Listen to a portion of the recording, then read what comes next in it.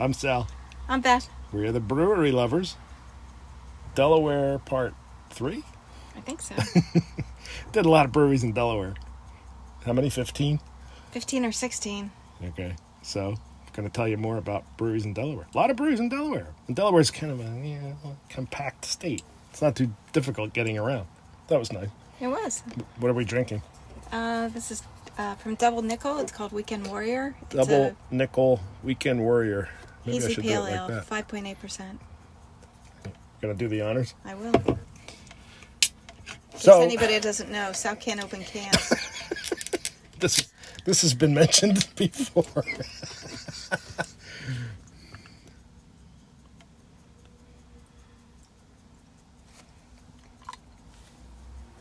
Hazy pale. Yeah, it's nice. It's not quite as hazy as a hazy IPA, but not a huge aroma. A little bit of hops. Floral, maybe. Maybe do you get citrus? I do get citrus. Yeah. Like grapefruit peel, maybe. I'll tell you what, Double Nickel does a fine job. They really do. And definitely put that on your list. It's on Jersey, but it's near the Delaware Memorial Bridge, right? Double Nickel? No. It's near Philadelphia. Oh, you're right. I'm Yeah. sorry. Different bridge. It's in Pensacola. It's near the Ben Franklin Bridge. Yep. Yeah, really. They also have a really impressive barrel-aged program. And we did a video there. Friendsgiving. Yeah, we'll give you the link in the doobly-doo. Anyway, on to Delaware. So here is Fordham and Dominion. Fordham and Dominion used to be two breweries, Fordham and Dominion. Old Dominion, actually, in Ashburn, Virginia. Fordham was where? It originally Annapolis? started in Annapolis. Yeah. But then when they needed to expand, they moved to Dover. So now they're in Dover, Delaware. And sort of a, typical industrial park brewery. But, boy, were the people nice. Everybody we met just couldn't have been nicer. Here's Luann. I think she was like the GM. She's probably the manager, and Yeah. Chris was our beer server. tender. He was great. And just, like a nice, comfortable place to hang. They had quite a few brews, a whole bunch of different styles, from hazy IPA up to Belgian, and a lot of dark stuff. They do a really good job with their dark stuff, and their root beer is phenomenal. One of our kids has loved their root beers since he was a little kid. We actually bought him a 6-pack. We did. Yeah, the root beers, it's made with honey. It's really good. So, just a nice place to hang. It's also a Harvest Host. It's a Harvest Toast. So- We didn't stay there that night because we'll show you later. We stayed at a different one, but In fact, we saw... this would be a nice place to stay. It would be really quiet. It would, yeah, quiet. And we saw a couple there in an RV, and then we met them later. We ended up staying at the same place, right? Yeah, we stayed another night at a different Harvest Toast with different that brewery. same couple. Yeah. So it's kind of neat when you're traveling and you're hitting breweries and you keep running into the same people. Yeah. They're like friends you didn't know you had. So when you go into the brewery, you see some equipment is labeled Fordham and some is Old Dominion because they merged. And Old Dominion is the one that used to make Tupper's Hot Pocket. Remember that? Mm-hmm. That beer was really good. And I'm not 100% sure. They went off and did their own thing, like did their own brewery, but I'm not quite sure if they're still around. If you can still get Hot Pocket. But that was our favorite from Old Dominion. Fordham, we had never been in Annapolis, but we had been to Old Dominion in Ashburn quite a few times. That was a nice brewery. Too bad it didn't quite work out. But Well, they're doing well now. big brewery, tons of capacity. I don't know how big it is, but there was a lot of brewery back there. The tasting room is just a tiny fraction of the building. I think they do contract brewing as well. I have a feeling, yeah, because that was a really, really big brewery. So what did we have?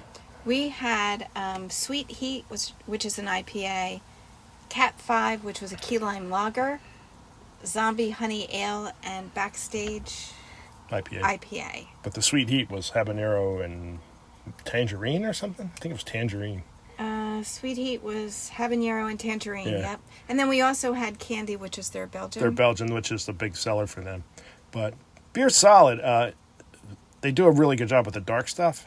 Tended to like the dark stuff better than the light stuff, but the light stuff was good. I mean, it's a nice place to hang out and have a beer. Okay, here's Blue Earl. Blue Earl, is that in Dover? I can't remember. It's in I'll between. put it in the thing and doobly-doo. So yeah, GPS Blue Earl, and you pull up to the Public Works garage. I'm thinking, wow, Behind the Walmart warehouse. this town is really Huge warehouse. This town is really progressive. They have a brewery in their Public Works garage. It's my kind of public works And department. literally, you're standing and looking. It's like, what? Where the heck are we? Then you see this mailbox with this little teeny tiny logo. Stickers this big.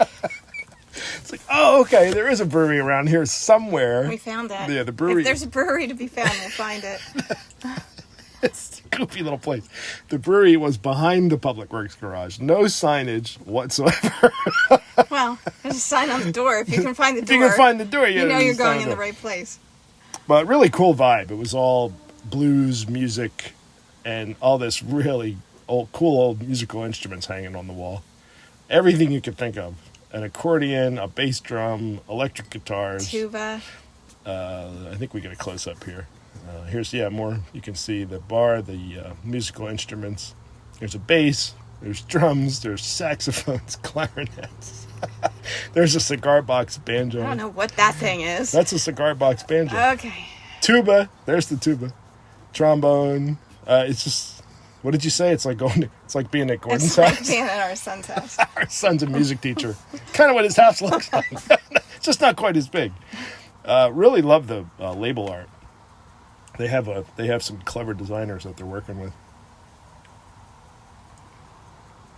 And again, just a straight ahead, nice brewery to hang out, and the beer was solid. No complaints. What did we have? We had honeysuckle Belgian blonde, body and soul Scotch ale. That's what I like, hazy IPA, and black satin, which was a chocolate porter. Yeah, and nice job. They're making a bunch of different styles, typical of a microbrewery, but okay. So if you can find it, it's behind the Public Works garage. You can find it. Okay, on to First State. Wow, this place really kind of blew our minds on every level. First of all, it's ginormous, and just everything about it in terms of the design, the decor, it's super clean, super uber professional. Like, it doesn't have that kind of homemade mom and pop look, which we love. A lot of breweries have that, and it's great, but this place was definitely not that. It was really slick and nicely put together. And I mentioned this in the last episode. Thompson Island was like that. Gorgeous. And you get nervous when you walk. I get nervous when I walk into a brewery this nice, because I think, okay, they spent all their money on the building. They didn't have any left for the brewery staff. And is the beer going to be any good? Well, let me tell you, these guys are just hitting it out of the park. The beer was absolutely right down the middle. Every beer, that the way they described it, was exactly what it was. Really well made. No weirdness, funk, off flavors. Dry and smooth, and exactly what they said. And the beer tender was amazing. Matt, right? Matt. Yeah. He was great. Shout out to Matt. He's like an award-winning home brewer, and he really knows beer. And he was a great beer tender. He knew the product. Nice brewery. And as we've described in other videos, every brewery, for some reason, every microbrewery seems to have a sticker wall. In this case, a sticker refrigerator door. Because every brewery gives out stickers. Yeah. So, and it's like, anyway. So we gave Matt a sticker, and he stuck it up on the wall. Or I think we stuck it up on the wall, but with his permission. So here we are. It's official now. We're part of First State. But definitely put this place on your list. Hey, look at that. We got food. Yeah. And it was great. We do eat, believe it or not. Mostly nachos. Mostly nachos. Well, that's the two basic food groups, beer and nachos. I think that's on the President's Council of Nutrition. But these nachos were banging, really. We were really hungry, obviously, and we couldn't resist because, nachos, hello. Really nice job. Pulled pork on top. I think hot sauce counts as a vegetable. I think it did during the Reagan administration, didn't it? So what do we got on beer? Cryptic Cipher, which is an IPA. It was an IPA kind of afternoon. Dreams Descending, which was a New England IPA. Pure Iration, which was an Imperial Double New England IPA. And that was that on that flight. But then we also had a farmhouse and a New Zealand Pilsner like off at side pour. Yeah, real authentic side pour, and like impressive because we love breweries that are doing different stuff. Who makes a New Zealand Pilsner? It almost doesn't make any sense. Basically, they made a Pilsner, a Czech Pilsner, and they used all New Zealand hops. It was tasty too. It was, and on an authentic side pour, so you can get a little bit of foam, a lot of foam, a little bit of the whole nine. But just a absolutely superb place. Really kind of blew our minds. That was the highlight of this particular day. And then we got to stay overnight at a fish farm. Which sounds a little odd, but it was our harvest host, and we could have stayed at a brewery, but this sounded so intriguing that I had to set us up here. So Beth has told you about Harvest Host before, but in case you're new to the channel, explain Harvest Host. Harvest Host is an organization that people with relatively independent RVs, don't need hookups, don't need water, don't need electricity. You join, you pay an annual fee of $75, and there's thousands of farms, breweries, wineries, golf courses, all kinds churches. Of churches, museums that are members as host sites. So you go and you stay there, and then you're kind of obligated to purchase something while you're there or make a donation. So we stayed at this place, 302 Aquaponics in Dover. Aquaponics in Dover. And so it's this beautiful farm, all this space. Just drop dead gorgeous. But it's really unique. They grow, in addition to what they're growing outside, inside they grow fish, tilapia, and then the water from the fish gets filtered and becomes a hydroponic growing space for mostly lettuces, which were amazing. Yeah, really amazing.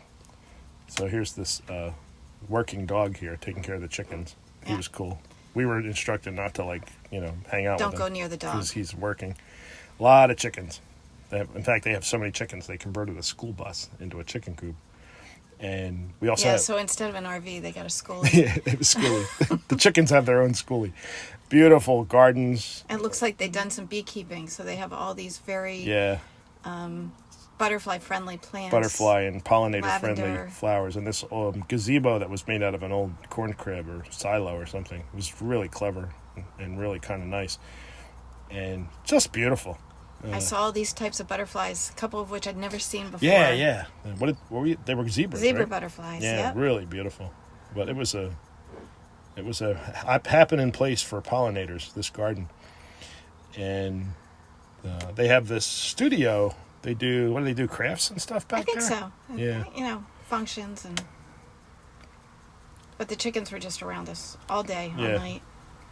So we got eggs. And we love chickens. we got fresh eggs. We bought fish and lettuce and eggs before we left. That's one of the great things about Harvest Host. Your refrigerator is always filled with this amazing fresh stuff from these farms and good beer, because a lot of the Harvest Hosts are breweries as well. Even we went to a winery. We did Not go on to a this winery. trip, but on a different trip. We did a That's winery. coming. That's another trip. Different video. Yeah. So there's some sheep. Here's the schoolie, the chicken schoolie. The schoolie coop. We think Beth thinks the dog was called Lincoln. I'm not sure. It's okay. We'll go with that. And then we got to go inside, which was really fun. Here's the big rooster. But fortunately, the morning that we left, Katie, the general manager, was gracious enough to give us a little tour. And because I was dying to get inside there, I wanted to see this operation. And have to wipe your feet with sanitizer. They're worried about bringing in diseases. So here's the fish tanks where the tilapia live and grow and become delicious tilapia. There they are. And then the water is staged, and the water that the tilapia have done their business in fertilizes the plants after some, Multiple levels of filtration. In fact, it starts, you'll see it at the end here, it starts with Swiss chard. That's part of like lava rocks. Yeah, like these little lava rock pellets. Here's Katie, the GM, who showed us around. But the lettuce is just beautiful. Just amazing. What a cool place. So, Delaware, this is fun. Delaware, because nice matters. And, say Everybody was nice in Delaware. everybody we met. Say what you will about Joe Biden, but what does everybody say about President Biden? He's the nicest guy. He's from Delaware, of course. Anyway, that's Delaware Part 3. Yep. The penultimate episode. The rest of Delaware will be the next episode, and we appreciate you hanging out with us. Don't forget to subscribe. Cheers. Cheers.